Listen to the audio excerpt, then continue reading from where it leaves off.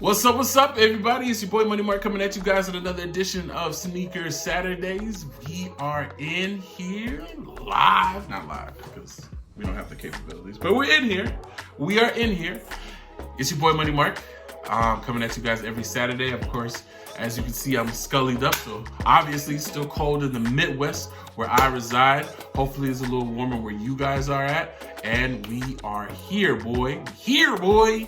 On another edition of Sneaker Saturdays. And guys, man, this is gonna be, like every weekend, a great episode, and I'm happy that you guys are here with me to experience it. So let's get into the thick of things. So just starting things off, kicking things off.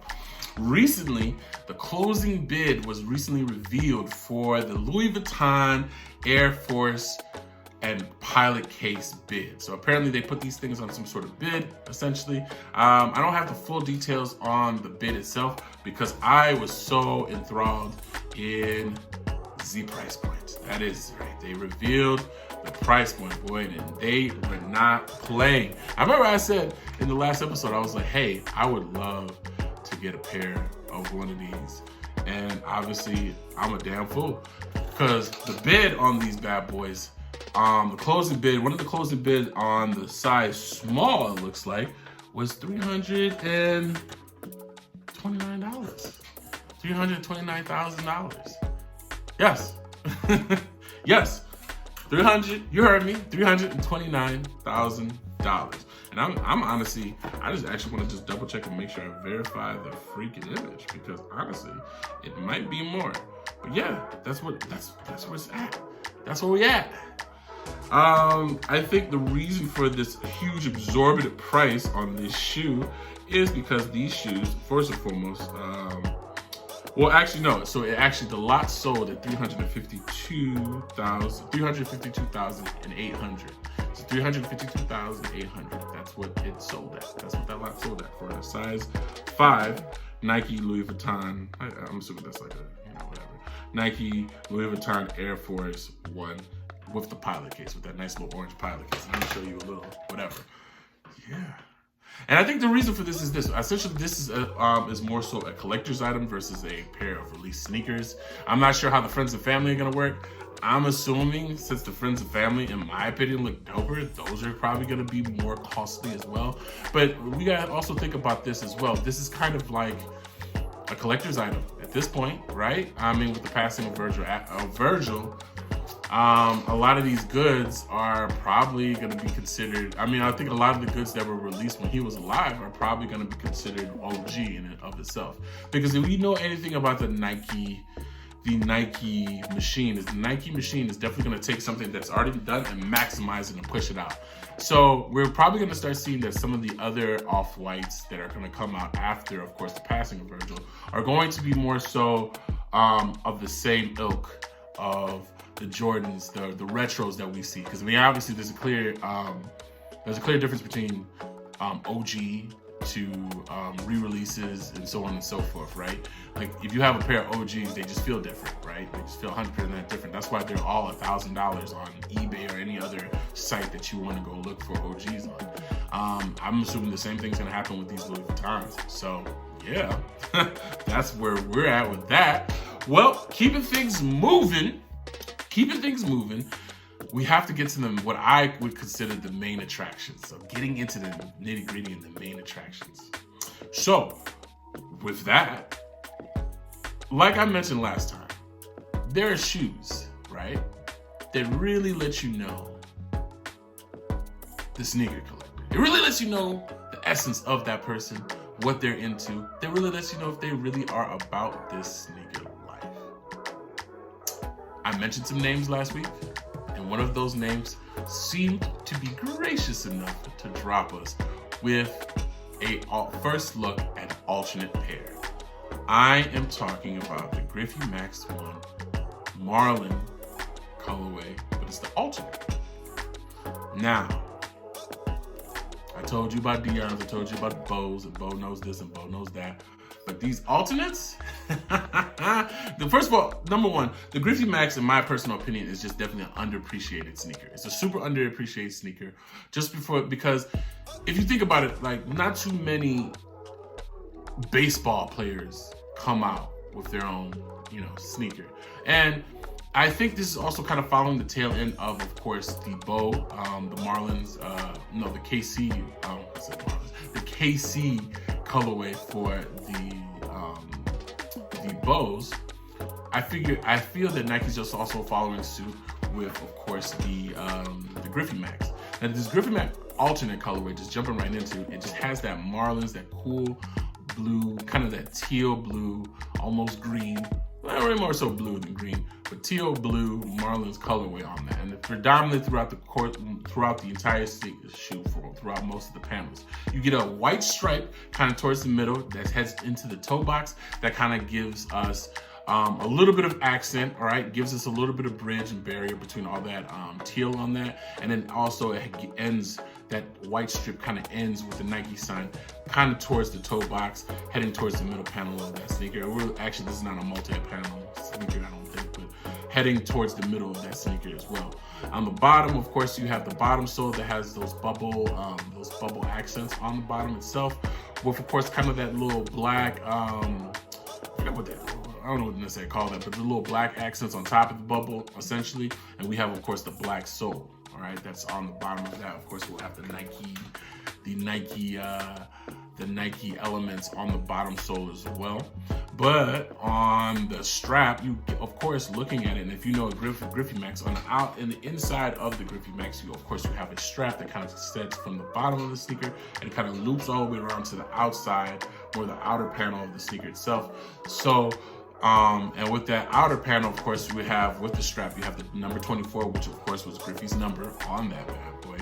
We have the Marlin accents on some of the black. So the tongue is black, of course, and it has a little tongue tab on that as well. That's also that Marlin's teal, as well on the back tab as well, which is also a Marlin's teal as well. All in all, super dope shoe, super dope shoe.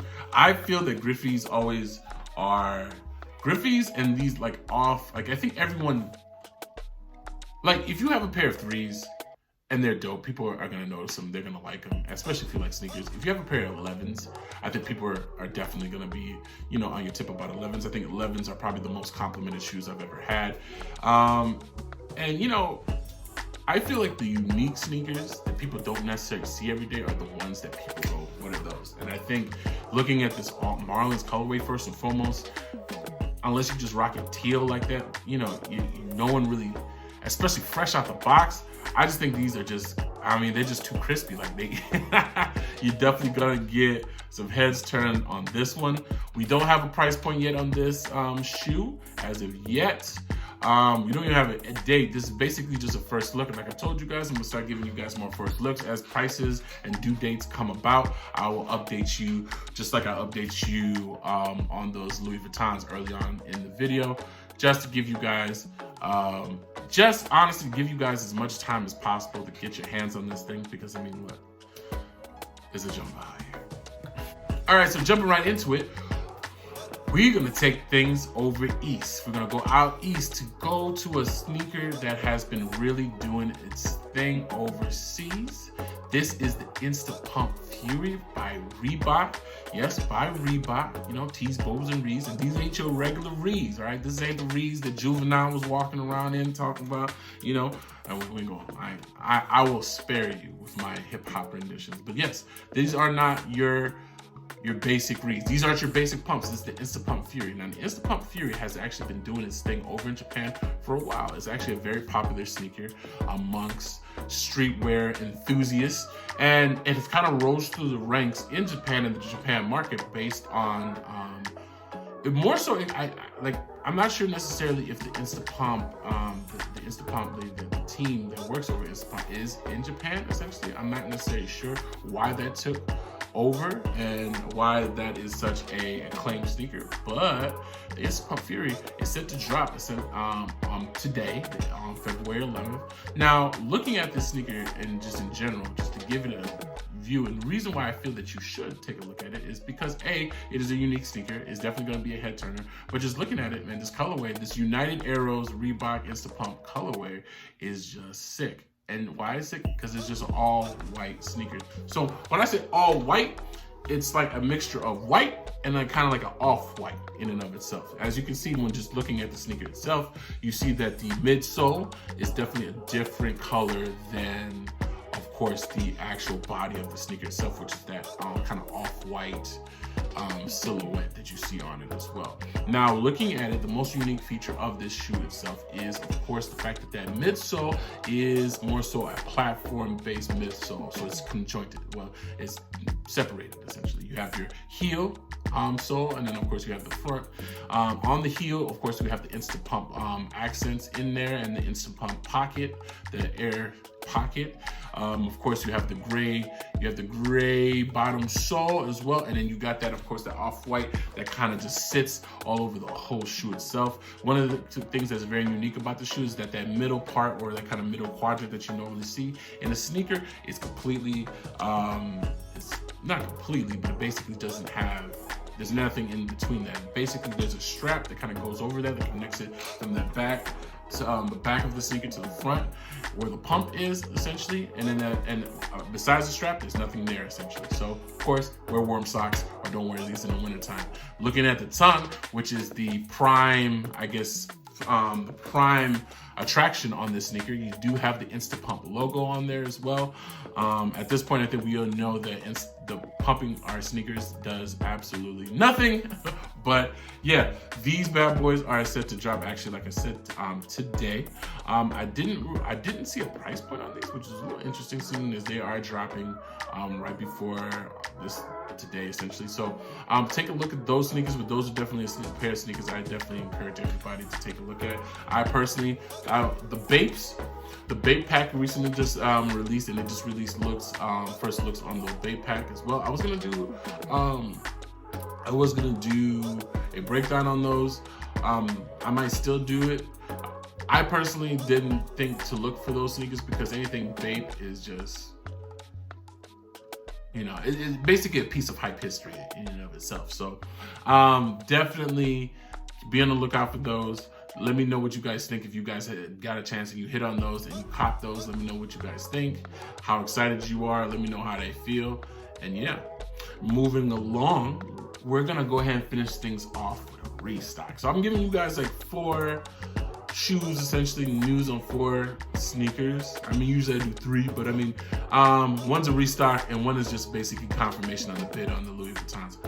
The restock is, of course, the Yeezy 350 Boost V2 Core Red. Now, the restock is set to be at a price point of $230.